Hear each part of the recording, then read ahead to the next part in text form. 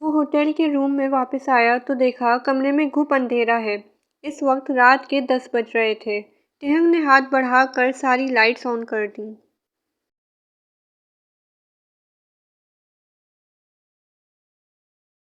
وہ جاگ رہی تھی، لیکن کروٹ دوسری طرف کی ہوئی تھی۔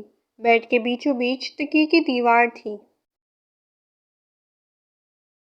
اس نے ایک نظر تکیوں کی اس دیوار کو دیکھا اور پھر آہستہ چلتا ہوا اس کے بالکل قریب آیا۔ ایک ایک کر کے تکیوں کو زمین پر ایسے پھینکا جیسے وہ کوئی جیتا جاگتا وجود ہو۔ وائن یہ تو جانتی تھی کہ وہ تکیوں کو زمین پر گرا کر اپنی اور وائن کے درمیان کی یہ دیوار کو ہٹا رہا ہے، لیکن وہ یہ نہیں جانتی تھی کہ وہ یہ کام کتنے غصے سے کر رہا ہے۔ پھر کچھ دیر بعد اسے اپنے بازو پر ٹہنگ کا لمس محسوس ہوا۔ ٹہنگ نے آہستہ سے اس کا کرتا بازو سے اوپر کیا، جہاں پر نیل کے نشان تھے۔ بہت درد ہو رہا ہے؟ ٹہنگ آہستہ آہستہ اس کے بازو کو سہلاتے ہوئے پوچھ رہا تھا۔ میں آپ سے ناراض ہوں، وائن خاصی اونچی آواز میں بولی، جیسے وہ بہت دور بیٹھا ہو۔ تو میرا بچہ مجھ سے ناراض ہے؟ اس کے انداز پر مسکراتے ہوئے ٹہنگ مزید اس کے قریب ہوا۔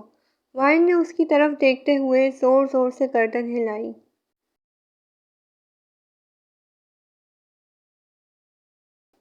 وائن نے اس کی طرف دیکھتے ہوئے زور زور سے گردن ہاں میں ہلائی۔ معافی کی کوئی گنجائش نہیں ہے؟ انداز میں دنیا بھر کی ندامت تھی۔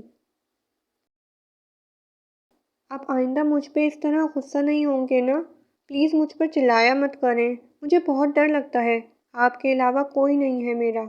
ٹہنگ میں غلط ہوں تو مجھے بتائیں۔ آپ کے سامنے کسی دوسرے کی بات نہیں کروں گی، لیکن پلیز مجھ پر ایسے غصہ مت ہوا کریں۔ امی اور آپی بھی ایسے ہی چلاتی تھیں مجھ پر۔ میں آپ سے کبھی دور نہیں جاؤں گی، لیکن اگر آپ مجھ پر چلائیں گے تو میں بیڈ کے بیچ ایسے ہی دیوار بنا دوں گی۔ معصوم سے انداز میں معصوم سی دھمکی دے ڈالی۔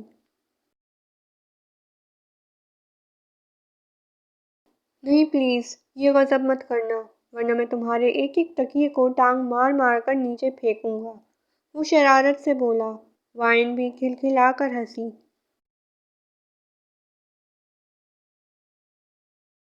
ویسے تمہیں منانے کا اسپیشل انتظام بھی کیا تھا میں نے، لیکن تم تو ایسے ہی مان گئی۔ اسپیشل انتظام کیا کیا تھا آپ نے؟ جلدی سے بتائیں مجھے۔ وہ ایکسائٹمنٹ میں بالکل اس کے قریب جڑ کر بیٹھ گئی تھی۔ ٹہنگ نے اس کی کمر میں ہاتھ ڈال کر مزید اسے اپنے قریب کیا۔ یہاں نہیں بتاؤں گا، تمہیں میرے ساتھ چلنا ہوگا، ٹہنگ نے اس کے گال پر اپنے لب رکھتے ہوئے کہا۔ وہ شرما کر پیچھے ہٹی۔ باہر بہت سردی ہے، وہ بے بسی سے بولی۔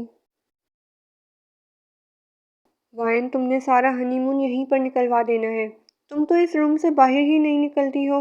جلدی چلو، یہاں سے اٹھو اور میرے ساتھ چلو۔ ٹہنگ نے اس کا ہاتھ پکڑ کر اپنی طرف کھینچا۔ اچھا بابا، مجھے کپڑے چینج کرنے دیں۔ کوئی ضرورت نہیں ہے چینج کرنے کی، تم بہت پیاری لگ رہی ہو ان میں، اب جلدی چلو، اسے زبردستی اپنے ساتھ گھسیٹتے ہوئے کہا۔ ارے بابا، شوز تو پہننے دیں مجھے۔ وائن نے ٹہنگ کو پیچھے کھینچنے کی کوشش کی جو اسے گھسیٹتے ہوئے روم سے باہر لے کر جا رہا تھا۔ جلدی کرو، ٹہنگ نے احسان کرنے والے انداز میں کہا۔ وہ بہت خوش تھا کیونکہ اس کی وائن اس سے ناراض نہیں تھی۔ وائن نے شوز پہنے تو ٹہنگ ہنسی خوشی روم سے باہر نکلا اور وہ روم لاک کرنے لگی۔ ابھی وہ ہوٹل سے باہر نکلنے ہی والے تھے کہ ریسیپشنسٹ نے ٹہنگ کو مخاطب کر کے اس کی فون کال کے بارے میں بتایا۔ کون ہے یہ بدتمیز؟ یہاں پر بھی مجھے سکون سے نہیں رہنے دیتے۔ ٹہنگ وائن کا ہاتھ پکڑتے ہوئے اسے اپنے ساتھ لیے فون سننے آیا۔ ہاں کیا ہوا؟ اس نے سلام کرنے یا خیریت پوچھنے کی زحمت نہ کی۔ شاید اسے اندازہ تھا کہ آگے سے کون بولنے والا ہے۔ ڈیول، تم نے وہاں کسی کو زخمی کر دیا ہے؟ تم ٹھیک تو ہو نا؟ کوئی مسئلہ تو نہیں ہوا؟ وائن ٹھیک ہے نا؟ جمن نے فکر مندی سے پوچھا۔ بھابھی، اس کے اتنے سارے سوالوں کے جواب میں تہنگ نے بس اتنا ہی کہا۔ ہاں، میرا مطلب ہے وائن بھابھی، اس نے اپنی غلطی درست کرتے ہوئے کہا۔ ہاں، تمہاری بھابھی بالکل ٹھیک ہے، میں بھی بالکل ٹھیک ہوں، فکر کرنے کی کوئی ضرورت نہیں ہے، یہاں کوئی مسئلہ نہیں ہوا۔ ہاں، ہوٹل میں کوئی مسئلہ ہوا ہے، 2 ریپسٹ یہاں پر تھے، کسی نے ان کی زبان کاٹ ڈالی، ضرور کسی کی بیوی کے لیے غلط الفاظ استعمال کیے گئے ہوں گے۔ وہ آہستہ آہستہ سے کہتا جمن کو سب کچھ بتا گیا، جبکہ بار بار وائن کا اپنے ہاتھ میں پکڑا ہوا ہاتھ اپنے لب تک لے جاتا، جس پر وائن شرماتی آگے پیچھے سے بے خبر کچھ سن بھی نہیں پا رہی تھی۔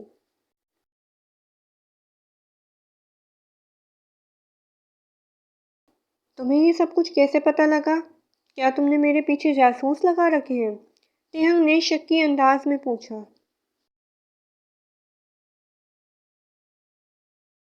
تم جہاں جاتے ہو ہمیں وہاں کی خبر رکھنی پڑتی ہے، اور یہاں پر بھی کافی مسائل ہو گئے ہیں۔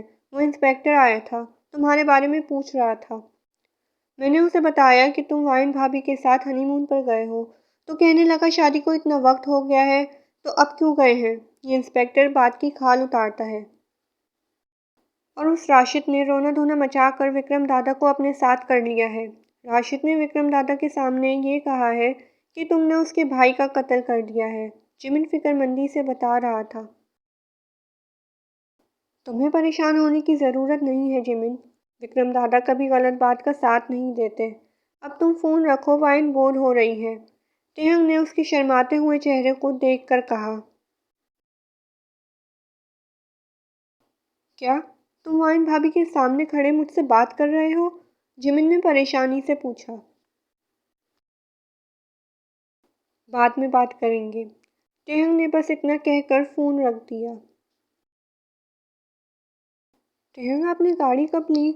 وائن اس کے ساتھ آ کر گاڑی میں بیٹھتے ہوئے پوچھنے لگی۔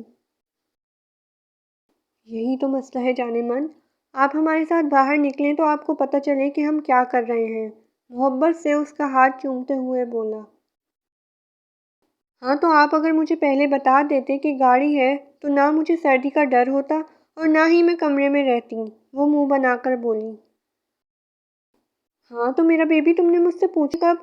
ویسے تو تم نے مجھے وہی کہا تھا کہ خبردار جو بستر میں گھسے، ہم ساری جگہیں گھومنے کے لیے جائیں گے، اور یہاں آ کر الٹا ہی ہو گیا، تم بستر میں گھسی ہو اور میں تمہاری منتیں کر رہا ہوں۔ ہاں، تو مجھے تھوڑی نہ پتہ تھا کہ یہاں پر اتنی سردی ہوگی، وہ بھی ہارنے کے موڈ میں بالکل بھی نہ تھی۔ ویسے تہنگ، آپ جمن سے کیا بات کر رہے تھے فون پر؟ وائن کو اچانک ہی یاد آیا۔ تمہارے بور ہونے کے بارے میں؟ وہ شرارتی انداز میں پوچھنے لگا۔ نہیں، آپ کے دادا کے بارے میں، آپ فون پر اپنے دادا کے بارے میں بات کر رہے تھے نا؟ میں نے سنا تھا، آپ نے دادا کہا تھا۔ وائن جتنے سیریس انداز میں بولی تھی، تہنگ کا کہکا اتنا ہی بلند تھا۔ یہ پہلی بار ہوا تھا جب تہنگ نے اس کے سامنے کہکا لگایا۔ او میری جان، تم بہت معصوم ہو، اس لیے تو پیار کرتا ہوں تم سے، لو یو۔ وہ گاڑی کی پرواہ کیے بغیر ہی اس پر جھکا تھا۔ تہنگ، گاڑی چلائیں، ایکسیڈنٹ ہو جائے گا، وہ اپنا حیا سے دمکتا ہوا چہرہ چھپا کر بولی۔ تمہارا تہنگ تمہیں کچھ نہیں ہونے دے گا، تمہیں پتہ ہے یہ میری زندگی کے سب سے حسین دن ہیں، ہم ہر سال یہاں آئیں گے اور ایسے ہی رہیں گے۔ ہاں، ہم اپنے بچوں کو بھی لے کر آئیں گے اگلے سال، وائن بنا سوچے سمجھے بولی تھی، اور جب اپنی بات سمجھ میں آئی تو تہنگ کو دیکھے بغیر ہی باہر دیکھنے لگی۔ اچھا، تو 1 سال میں تمہارا کتنے بچے پیدا کرنے کا ارادہ ہے؟ وہ بالکل سیریس ہو کر پوچھ رہا تھا۔ تہنگ، سامنے دیکھ کر گاڑی چلائیں، اور میرے ساتھ زیادہ فری ہونے کی ضرورت نہیں ہے۔